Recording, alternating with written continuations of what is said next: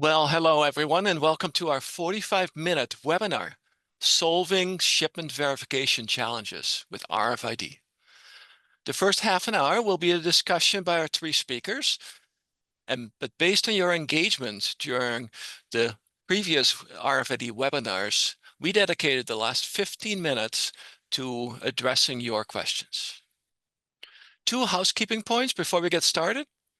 The session is being recorded, and you will receive a link over the next few days by email. Secondly, please submit your questions throughout the presentation in the Q&A section, and we will be addressing these during the last 15 minutes. For those of you just familiar with Barcodes Inc. and OCR Canada, I want to quickly introduce you to our new brand, Levada. First, we continue to offer the same range of products and services you know today. Our partnership with leading manufacturers gives you an unrivaled access to the best devices on the market, enhanced by service and support to keep your organization moving forward. With over 200,000 customers worldwide, including 84% of the Fortune 500 served, Levada exists to elevate your potential by providing strategies, solutions, and services to power modern environments so you can rise as an enduring force in a world of motion.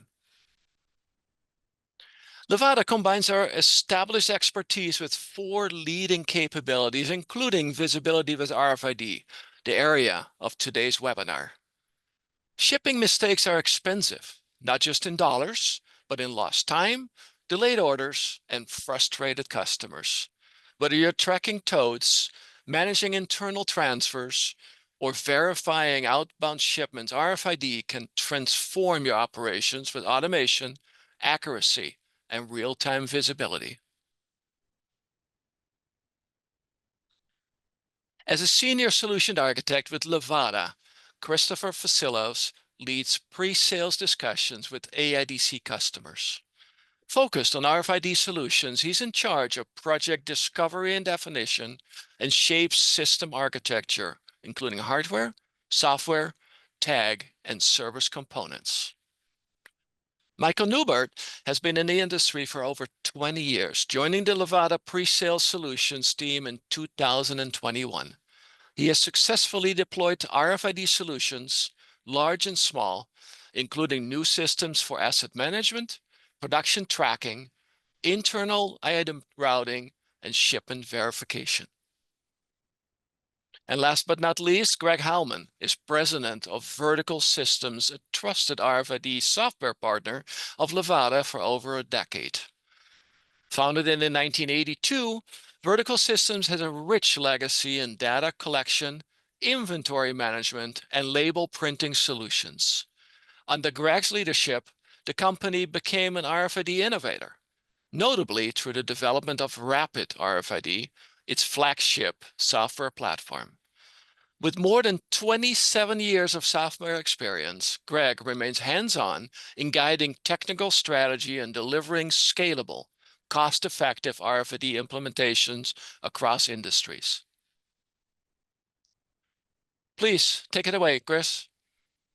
Thank you, Edwin. Thanks everyone for joining our webinar today. Again, I'm Chris. We do have an agenda laid out, and we're going to go through these, and it's going to be somewhat informal at the end. We want to make sure that at the end you guys do submit questions. If anything we're saying sparks any questions, please make sure that you throw them into the Q&A. We're going to cover the challenges of shipment verification, of getting things shipped correctly, as well as just a brief introduction to RFID technology and why it is a good fit, and what those solutions look like in order to use for specifically shipment verification, which is a very common use case and clearly of interest to everybody who's joined today. And we do want to cover what implementation looks like. And of course, we want to finish up just talking about the value of that return on investment for all of our clients who do decide to invest in, and it is a good fit to use RFID for shipment verification. So of course, starting out with the challenges of shipping, I assume many of the participants already have a really good idea of what the challenges are with traditional non-RFID shipment verification systems. There could be very little, there could be paper and pencil, there could be barcode based. And with all of those, we've got a lot of opportunity where there is labor that is being used. And that just filling it, having good staff, having trained employees, having them follow the processes, and again, the challenges of a misshipment and what happens when we don't get the right items on the right truck. We spend time, we spend money fixing those fixed shipments, paying fines. And so, I think everybody in here is probably in either IT or ops or perhaps in financial, and they'll see the numbers adding up. It doesn't take a lot. It doesn't take a high percentage of mistakes to start adding up to pretty high dollar amounts when it comes to shipping out product. And that could also be shipping between internal facilities. Chris, I'm going to jump in. Appreciate the opportunity to have a part in this webinar today. Yeah, you mentioned it, the cost of the misshipments. I think we're just having a dialogue around this and what that means. But it's also frustrated customers. Like it's not just the costs in terms of monetary value. Sometimes the customers are frustrated and it causes a lot of frustration there. Um, I want to kind of jump into a couple real world examples of things we've seen in terms of frustration and real world examples of shipment verification. A couple that come to mind are a company that wants to just have more visibility. So they're shipping, but maybe they're shipping building to building or even moving it through a facility. So they're looking for that increased inventory visibility. So having that and being able to ship out and receive back in as a passive solution, I think is key here. Right? You don't have to have a lot of extra steps to scan barcodes or write things down. It should, if it's done properly, a lot of that RFID shipment verification should be automated. So that's one example. Another that comes to mind is gray market. Just in general, we've had a shoe company, very high end, embed RFID tags in shoes. They ship them out, and then they buy them back from an unauthorized vendor that maybe is selling below the minimum advertised price. So doing that, they can then hold that vendor responsible. They buy back those shoes, they read the RFID tag, they know exactly who it shipped to, and then they can kind of slap them on the wrist. The other kind of big one that I think of, you mentioned before, and we're going to go into a lot more detail on it, is maybe tote tracking. This customer, a very large automotive parts manufacturer, was shipping totes to the different automotive manufacturers and not getting them back. And in the end, they had to make a bunch of temporary totes out of cardboard and stuff like that, very costly. So what they could do is then ship those out, know exactly what was shipped and what was returned, more importantly, and then hold that partner of theirs responsible. So whether it's a partner, a customer, or even a carrier, being able to hold them accountable to know exactly what was shipped, what was returned, and then just getting that visibility on things. And I would jump back in and say that the other parts that are just part of the world we live in too is that we have a lot more ship on demand, right? Just in time fulfillment. And that makes it even more critical. If anything is going missing, there might not be inventory to have replacement shipments. And the amount of shipments, right? Part of the streamlining of efficiency too is that you might have facilities shipping a much higher volume compared to what we used to do. Yeah, I'll add to that. Well, Greg hinted at this, but the automotive tote tracking application was not just shipment verification, but also receiving verification from the other facilities that they controlled, right? We know when it left one, we know when it arrived at the next one. There's value in that for them, even though they're not necessarily losing money. They know more, right? They can take action based on that. They can make decisions based on that.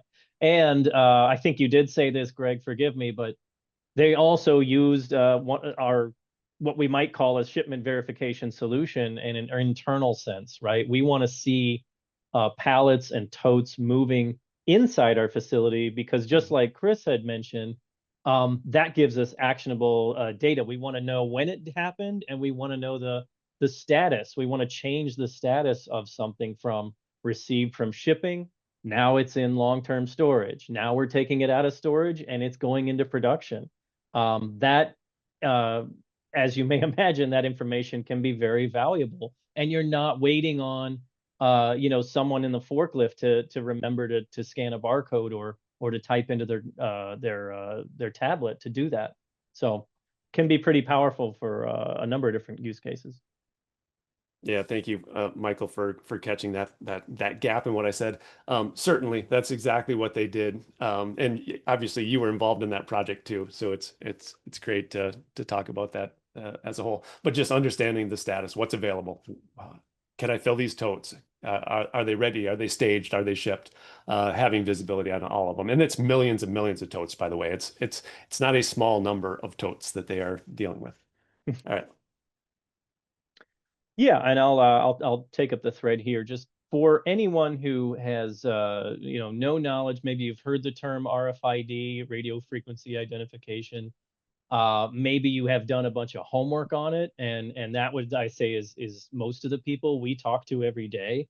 It's not necessarily a totally new idea, otherwise they might not call in. But it is something that they've kicked the can around, or even maybe tried it in the past, right? But there's a lot of misconceptions out there. For the sake of shipment verification, I'd say 90% of the time, if not higher, what we're talking about is a passive RFID system where you're going to use tags, kind of like you see in the picture here. If you take a look, a pretty typical looking 4x6 paper tag, but it could be a number of materials, and then it's kind of hard to see, but there's an embedded RFID inlay inside there, right? So I think of kind of a helpful message for people who are not as familiar with RFID is that, it says here at the end here, barcodes don't necessarily go away. In fact, most of the time they do not. There's not a reason to do that, right? They can either act as kind of a fail-safe, like, hey, if for some reason I didn't want to read the RFID inlay, I didn't have the reader on me, my pallet is not near the RFID reader that's bolted on the floor 100 yards away, I can use a handheld to still scan the RFID. But if I don't have that, I've still got a barcode, right? I'm still going to print the useful information on the top of the label and that barcode so that a human can read it, so that the barcode scanner can read it. So it is totally up to any end user, right, whether they do that. But just important to note that barcodes are typically used in concert with RFID labels. And Greg mentioned the passive part of this, right? The passive type of system is important to think of as, it might be a stretch to say the preferred way to go, but it's usually the cheapest approach. And the per tag cost is going to be at a low value, right? So 10 cents or under could be pretty typical. You're not spending $100 to tag an item or something like that, although we have solutions along those lines should it be appropriate. But you're keeping the tag cost low. You're keeping the infrastructure is hopefully as low as we can make it, right? You have to decide how many read points we want. But those read points don't need to necessarily see a barcode label like they would, with your typical scanner, right? They don't need to look at it and shine a line on it and see it back. It can read through many materials. Corrugate is probably the most common, but also like plastic bins and totes we're talking about, things like that. It's not perfect, but that's okay. That's why you have Chris Vassilos or myself or even Greg, right? That's part of our job is helping you figure out any of that stuff, right? So it's nothing to worry about. It's just we have to understand what your unique scenario might be. If it's not that unique, how we've done it 100 times, 1,000 times before and made it work. And if it is unique, what are the ways we might approach maybe workarounds, or we might help you figure out, is there anything in your process that needs to change? Don't worry about that right now. That's really what we love about our day-to-day, is having those conversations with everyone. But RFID here, like it says, no line of sight typically. No scanning each barcode one by one, right? That's the big time suck in your cycle counting or breaking down a pallet. Instead, you're going to be potentially reading every single carton on that pallet all at once as it passes out the dock door or in. 50-foot read range, yeah, that's kind of a good rule of thumb as far as a generic range. But obviously, you know, if we're doing shipment verification and dock doors are right next to each other, don't worry, we get it. We probably don't want to read 50 feet away, because then we're reading stuff in the staging area. We're reading stuff at the door next to it. So totally understandable that we know what's going to have to happen to make it correctly implemented for your particular application. But yeah, 50 feet is, you know, if we crank all the power up, we can read from pretty impressive distances. And then as I already covered, right, barcodes are still part of it. So that's, you guys want to add anything to that message?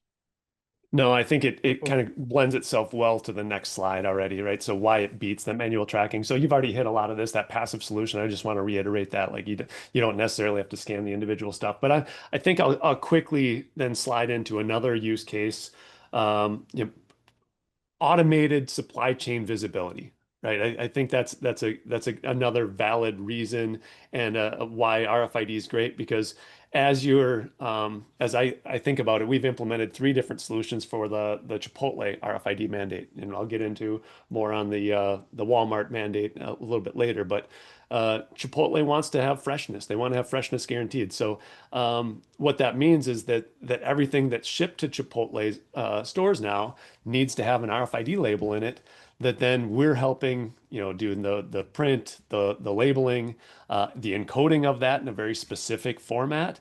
And then that data then can automatically get sent up to the cloud. So when Chipotle gets that RFID tag, they read that tag and look it up in that same shared system, and can see exactly when that expiration date is. So they can have alerts and triggered mechanisms to say, hey, don't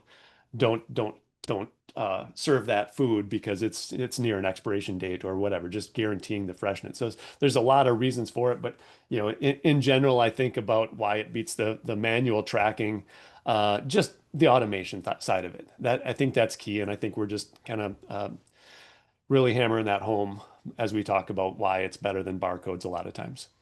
Yeah, and if I can jump in, and I know I might also have if my camera's up, I mean, here's an actual example, not just a picture of a tag. And as you can see, if I hold this up a little closer, and these can be printed and encoded with a standard printer on site with a low cost tag, and typically applied to the types of items that you see in front of you, and potentially also read with antennas of this or many other stripes, you know, that are connected to fixed readers. So, you know, a little actual show and tell there, as opposed to just some pictures. But I felt like maybe there a little bit of visual aid for those not familiar of seeing some of that would be helpful. And we talk about what we're tracking and how they move, and the ROI can be very different depending on what exactly the problems are and what level and granularity of tracking we're trying to do. The easy low-hanging fruit is to simply have shipment verification at dock doors, having pallets or perhaps cartons or totes that are stacked up on pallets, and having those either individual cartons tagged or just a pallet level tag, and potentially knowing the contents of those pallets and reading them automatically as they go through the door. So I'm eliminating labor, I'm eliminating mistakes, and we have seen some pretty monumental ROI when it comes to that with some of these, because the difference might be, I had an example, a very successful example of an automotive distributor who does distribute to large automotive retail outlets that fine them, right? And, you know, they'll have chargebacks and they'll have fines and so forth. And just some of those examples of they had a crew simply dedicated to double verifying with barcodes every carton on every pallet. And by deploying an RFID solution to read all of those individual cartons, they were eliminating, repurposing that labor to other labor, right? You know, and that the payback is, I think that was under a 6-month payback for that particular deployment. And of course, they find other benefits once it's deployed, such as, you know, inventory counting, which we're not even talking about. But keep in mind, typically with RFID, it's going to expand the use case once you already have applied and invested in the tags and the reading infrastructure. When we talk about this, how are things moving? What are we reading? I already mentioned dock doors, and that's a good example of having fixed readers. That could be on the sides of a dock door, over a choke point area, and monitoring that movement, capturing those tags, which are of course tied to items and can update statuses and link to shipments or locations. And of course, we do also have times where people have individual items tagged. Sometimes we can read those individual items in the same manner. Sometimes, if there are very small items and a high density of tag, we might need to have other strategies that we apply, such as reading as you build pallets, aggregating those lists that are in a carton, and then having that carton aggregated to a pallet. And now we can track very consistently as it moves out a dock door or within a facility. And of course, there's a big picture in the middle of, and that was another webinar I done about RTIs, returnable transit or reusable transit items, totes, bins, collapsible totes, and they can both be used with product inside as well as empties, right? Because these are always part of an ecosystem, and we already discussed that's another big part of what we track very successfully, typically in an ecosystem between automotive manufacturers and their parts suppliers is a great example of an ecosystem in which multiple parties are receiving the items, returning the items in that instance, and they're both reading the RFID tags, which we haven't touched on too much, but there is also a lot of upstream and downstream utilization of RFID as well. Yeah, I'm just going to tie in with what Chris said in terms of a real world example of this. Again, I hinted at the Walmart mandate. Some customers are just doing real simple stuff. They just maybe take a Zebra handheld individual scanning device and just read a cart and just make sure all of the items in there are tagged. But one example, we extended that. Like we start small, and then what we did is we actually moved boxes of their product, RFID tag product, through a portal on a conveyor. And then we read that, make sure it's the right number. If it is not the right number, we could reject it, divert that into a kind of a quarantine area, move it on, place it into a carton, which then we would actually trigger, and we've done printing and applying on that too. Some of these problems are already solved for a lot of the customers on this call, but I just wanted to bring up that it can flow all the way through, and then that carton or that box can then be put onto a pallet, and then that pallet tag is then applied. What that gets you is it solves some of those complexities of trying to read all of the individual SKUs as it moves through a portal. Instead, you read the pallet portal, and you know exactly what's shipped all the way down to the item, the individual SKU, without having to try to read thousands of tags at once, which becomes one of those challenges that Chris was talking about. Well, it's just a lot of data that, if you counted all of those, let's say 1,000 items one at a time, or maybe you counted them carefully as you were pallet wrapping, which we can also do. Do you need all that data again, right? That's more traffic through your network that can bog it down. Chris, sorry, you looked like you were going to add. No, no, that's fine. Is this? This was yours, Chris. Just sure. Kind of high level. Yep. All right, at a high level, and we already touched on it a little bit, our typical RFID solutions are going to include the hardware, some software component like RFID, rapid read, rapid RFID, and of course, we've got tags and we have implementation services. We also have on-site proof of concept, studies, surveys as needed, and that depends on the use case. So as we talk about what goes into it, we already touched on it. I showed some of those antennas. And of course, there's also handheld readers, which you see on the screen. And here's an example again of a mobile handheld reader where I can pull the trigger, I've got a screen, I get live feedback with software, like from Vertical Systems. And oftentimes that is the start, right? Start out with a handheld. Greg gave a great example, and that is actually a very common progression specifically for Walmart suppliers. The big guys probably dive in with both feet, the big guys, but a lot might start out with simply, I want to make sure that I am compliant with the requirement. So they want to make sure that they are producing tags properly. Next step is I want to make sure that they're encoded properly, that the right items are labeled with the right tags. Just because I printed them properly doesn't mean I apply them to the right items. But it can very quickly begin that they want to aggregate and read all those individual items to a case or a carton or a pallet, and then use that for shipment verification. Because again, just because they complied with the first part of that, which is, did I tag my items properly? Next, they're going to move through to wanting to make sure that it ships. And so we might have fixed readers at various locations, usually built around the space. But as you can see on this slide, dock door portals are specially built to try to control that read zone. And that's oftentimes part of a shipment verification solution with fixed readers. And when it comes to the tags, that's something that, is very common. And we've got, at this point, tags are pretty reliable and, again, a good cost. And Levada is able to provide all of those services to get this stood up and working well with our software partners. All right, I'm going to share my screen here, see if we can get this figured out. So basically, if I take it to the next level, I want to talk a little bit about the software side of things. And I think one of the reasons Vertical Systems has become such a great partner of Levada is our ability to kind of take our core rapid RFID product and make it into exactly what the customer needs. So what I'm showing is an example. It's got our core product, and I'll kind of walk through several screens of that. But also just know that the UI becomes yours, right? I think we'll meet with you. I'm typically very involved in every project, trying to figure out exactly what the need is.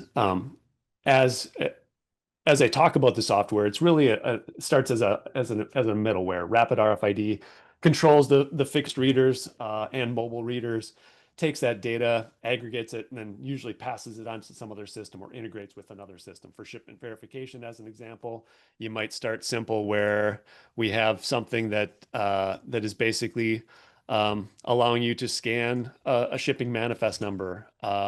And then when you do that, as the tag reads, as items move through that portal, we can check them off of this manifest and say, hey, yep, I've now loaded 80%, 90%. If I get something unexpected, I can then fire off and display something on a tablet that might be attached to that doorway, email alerts, or what's very commonly done is just a stack light that's outside the door attached to those portals that we showed before.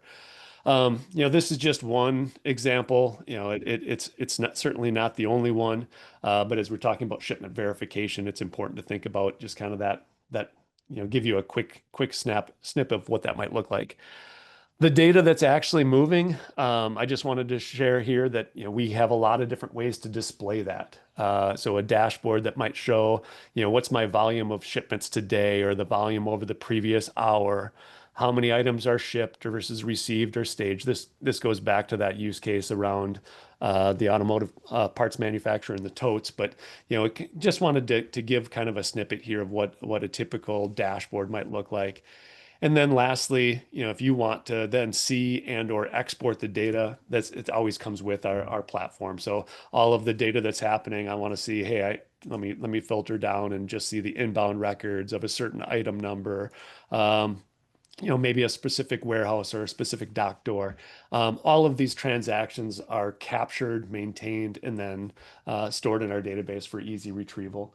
And again, this is just one example. I could go into a lot more detail, but for now, I just wanted to showcase some of it so you get a visual of what a typical shipment verification might look like. Greg, actually, can we go back to that real quick? It certainly could. What do you?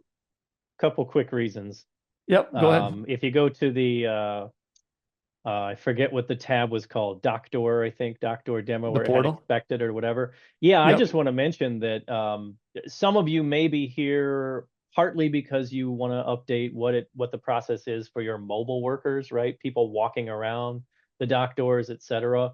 It's not quite this big, maybe on a tablet, but we could certainly run it. But for anyone who today uses barcode, Android guns or even iPhones or whatever, right? Greg has a great mobile version of this too, which is very similar, whether you're doing asset tracking or what's on my shipment. And it looks kind of it has that nice, very easily understood.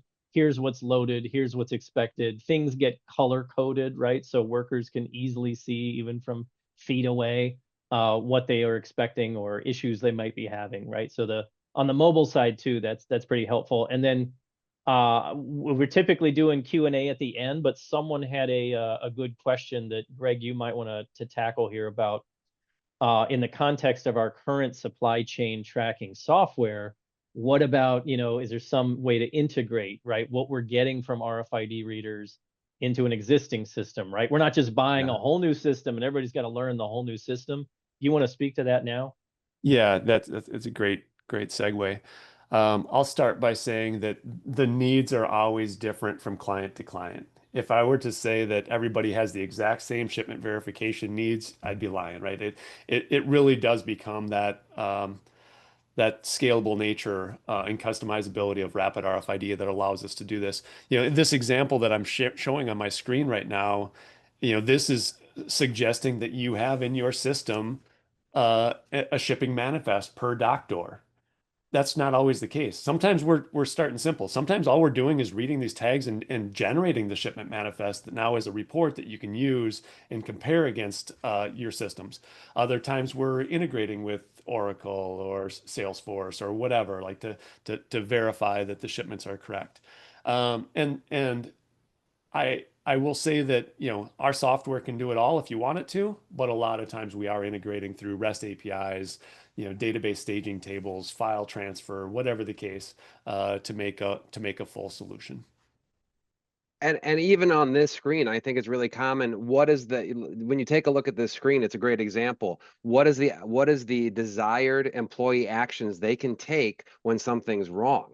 Because just because you say, hey, you still owe me one more pallet, I have 10 on this list and you put 9 on this truck. Now what? What if you don't have that last one? And then what's that workflow? Does the employee have the privileges in the software solution to say, yep, I'm going to just ship 9, one's left open, we're going to feed that data back to say it wasn't shipped complete, we shipped 9 out of 10? Or do they need to grab a supervisor?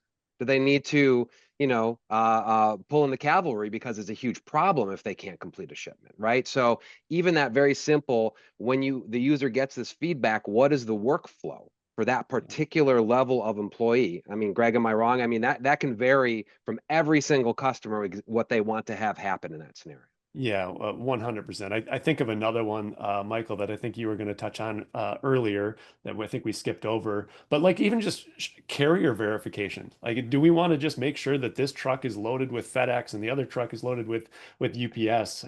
And just knowing that up front, like you set something aside, you catch it before it gets onto the truck, for example, the flashing lights or just the quarantine area that we've talked about before. There's so many different use cases, and that's where we like to meet with the team and try to figure out how your use cases differ from the other ones and how can we solve these business problems. And you may notice it already, Chris and Michael and I, we work together all the time. Like we in these meetings with customers, we're bouncing ideas. How do we solve this problem? And it's really a joy to work with these guys to try to figure out how we can solve problems like that. But yeah, you're exactly right. We got to solve that problem and see how we can make it work as best to the customer's needs. I'll add one thing that Chris kind of started to get into. If we have time, Edwin, shut me up if we don't.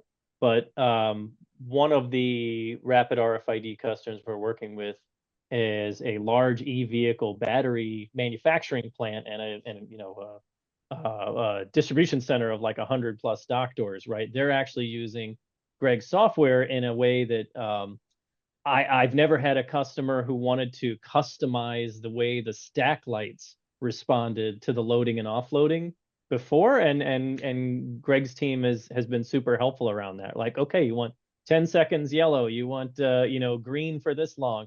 What, things like that are controllable, right? So just simple stuff, but it's great indicators to your workers of like, that could be a little unique to your actual workflow to make sure it's the most efficient way to control it. So I'll stop there. Yeah, and I think we've just got a couple slides left, so I apologize. We are running a little bit long. We'll still get to those questions at the end, but in general, we like to emphasize crawl, walk, run. How can we keep it simple at first to prove that RFID works in your environment? Sometimes it can be a matter of sending you a demo device with some RFID tags, put them on your product, start playing with it yourself. Other times, Chris mentioned it before, but like an RFID site survey or feasibility assessment where they'll send out engineers to your facility with dock door portals and try it out to make sure it's reading everything.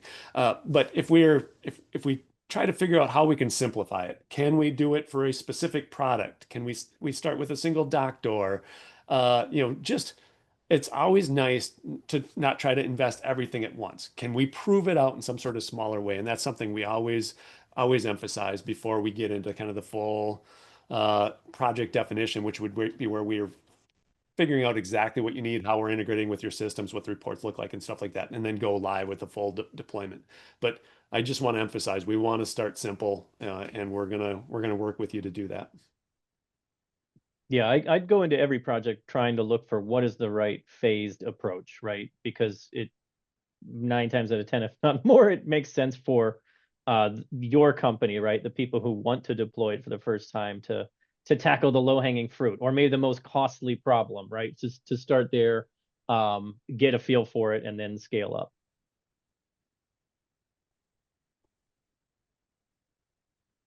Michael, is there anything else on the ROI side that you wanted to hit here?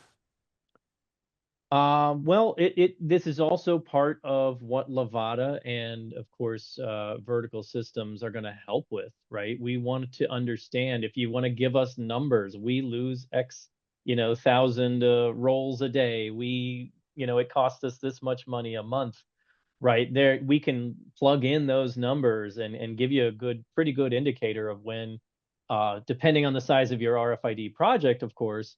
As with any technology you're deploying, how long are we talking about before it pays for itself? One of the big things that is hard to estimate here, but is something that is almost as important as any number you could put in front of your CFO or your investment team, is that yes, we're physically losing items and they cost us this much money, or we're actually writing off these items. We didn't lose them, but we couldn't find them, and therefore we kind of wrote them off for a period of time. Maybe we get them back later, maybe we don't. But all of these problems, whether they have a dollar value associated with each and every one, typically is leading to you potentially losing trust, and therefore orders with your customer base, right? So it's kind of I wouldn't say a hidden cost, it's a pretty obvious one, right? Smacks you in the face sometimes, but the problem is harder to nail down, like, well, what do we, how much does that cost us every year? Yeah, so anyway, I think the graph kind of also speaks for itself, right? It's a little oversimplified, I'll admit, but it's basically saying, yeah, how many counts do we have to make? How many orders do we have to save? And how long is it going to take us to pay off any kind of new investment? Well, thank you very much, Chris, Michael, Greg, for sharing your insights. So now we have some time left for your questions, so please continue to add them in the Q&A area. Now, we look forward to discussing with you how RFID can help your business. So if you would like to receive an evaluation from Chris, Michael, and their team, which will incorporate Greg, how RFID can reduce cost, wasted time, improve customer satisfaction, please send us an email and we'll follow up with you. So first question I want to maybe pass on to Chris. So we saw, you saw the RFID reader that you showed. We saw the dock doors that are kind of sitting inside in the warehouse.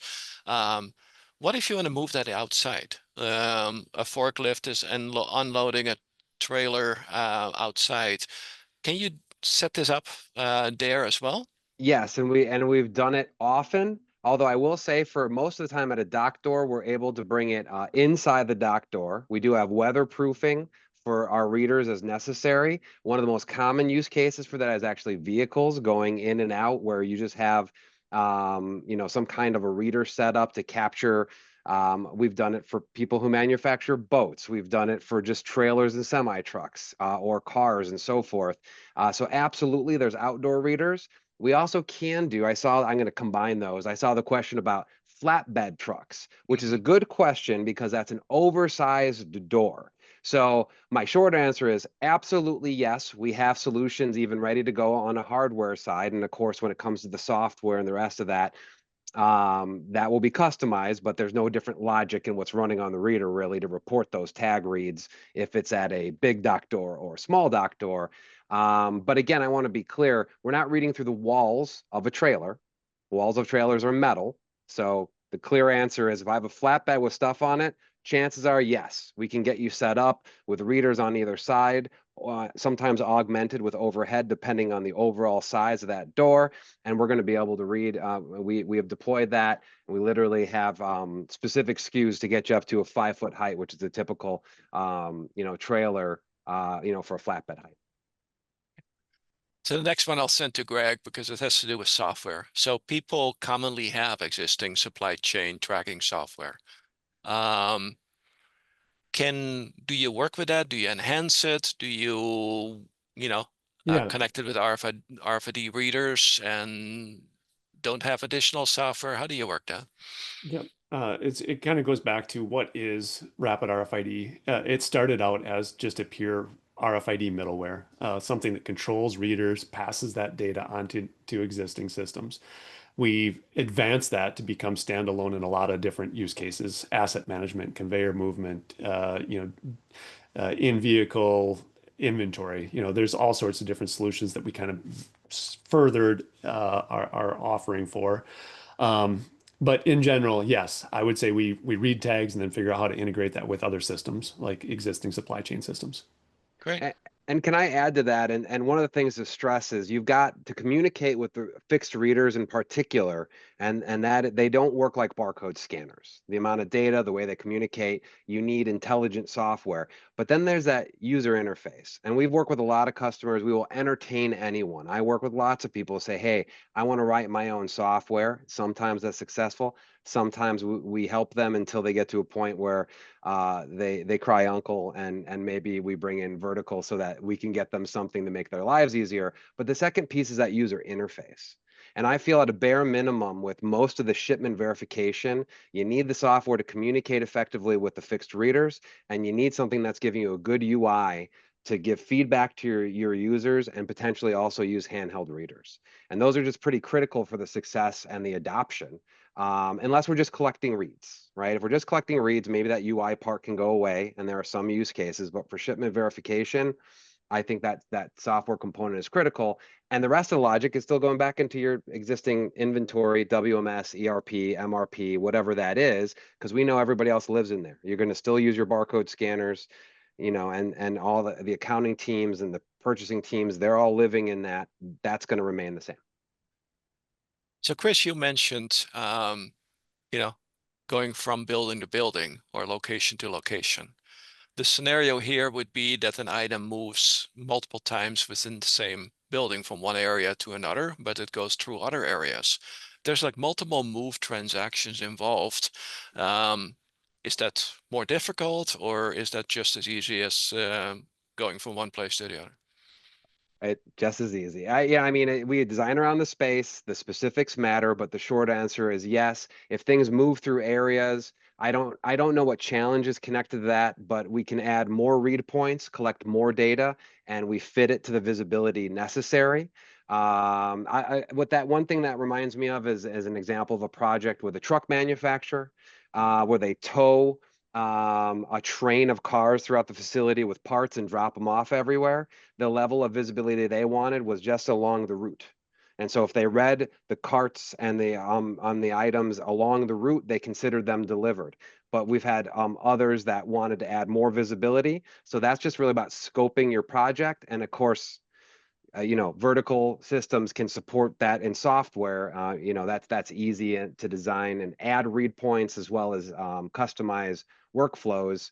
And if there's a question about, is there a problem if it leaves and comes back? The answer is no. We will read it twice. We can decide what the logic will be. If I read it on the way into a room, I read it 3 hours later as it comes out of a room, that's a discussion we have with our clients about what do you want to do in that scenario. And from my hardware perspective, I'm going to read the tags, and it's really more up to Greg and his team to decide and work out with the customer. Well, what do you want that logic to mean when we read it and pass, and the software gets it. So. And maybe Michael, you can take this one.